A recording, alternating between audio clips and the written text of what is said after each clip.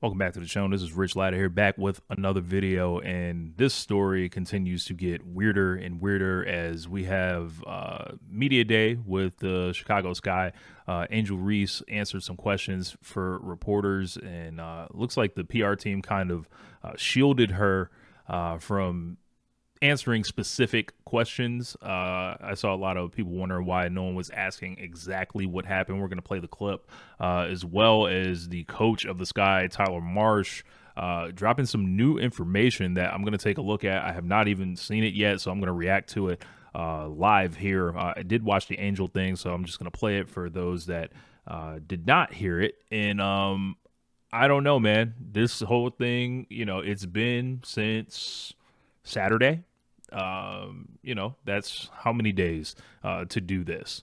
The time goes by and it keeps ticking, and this thing is going to be one of the more followed situations, I would say, in the league this year, because I think a lot of people last year listened to these complaints and were like, I don't know what you necessarily expect, to necessarily be done about this, but they came out aggressively with that task force, and now it's, the social media guidelines, and I think people are kind of ready for action, either one way or the other. Declare either innocence or guilt, or present the findings or something like that. So let's see what Angel actually had to say first. And you can follow me on Twitter at RichLatta32.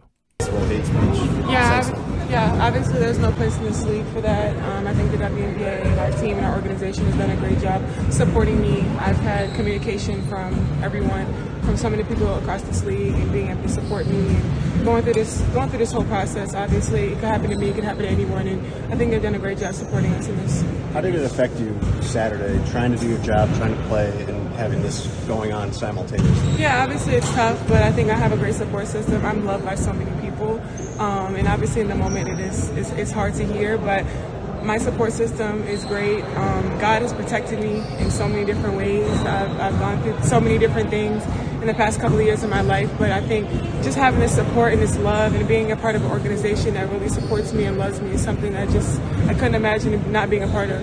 What do you think the league's response, just coming out right away and getting that investigation going? Yeah, obviously, like I said, they understand that this is the priority. Obviously, there's no place for this, and they preach. I think 2 days before they put out no hate, no speech.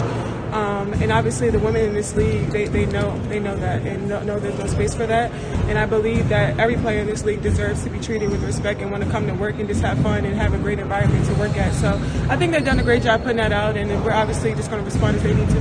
Were you able to get that? So all kind of general statements from Angel there, and let's take a look at Tyler Marsh, what he had to say. I'm going to stop and pause as he talks, and I'm going to, kind of see what is going on. Shout out to Correlation, clip this part. She said, Tyler Marsh says the Sky were not aware of any hate speech during the game and only found out reports from social media.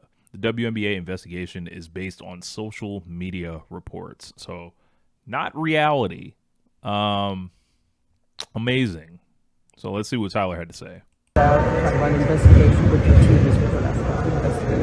Yeah, I think we agree. I think we're in compliance with them, with the league, and obviously there's no room or space in our game for hate. So we're compliant with everything that's going on. Coach, when did you become aware that there was hate speech that happened? I think when everyone else did. I think that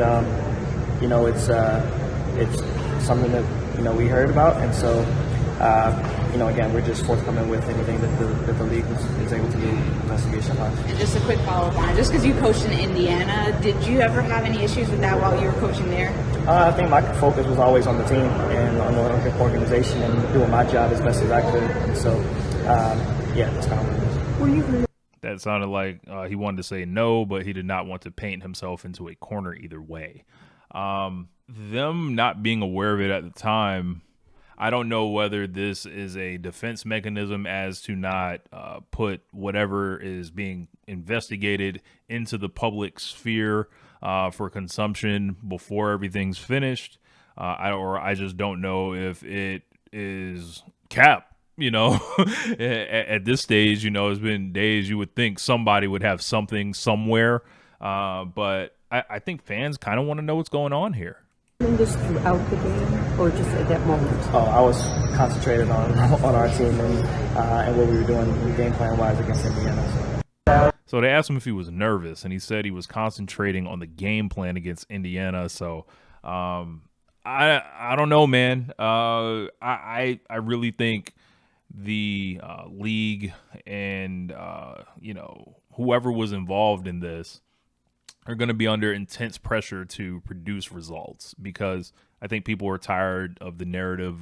They're tired of getting kind of just jerked around with this, and it feels like it's just going to be this overhang that I think people are ready to fight back on. And honestly, like, when they drop this report, depending on what it says, or more details start to emerge from this, it's like, how do you expect either way? Like, say, like, they say, hey, was this and this. They find video, they find people to testify and everything like that. I don't know how that's going to be received, because it's like, oh, okay, all this, are they banned for life? Like, what's the deal? And then if they come out and they're like, yeah, we didn't find anything, then it was like, this was a gigantic waste of time.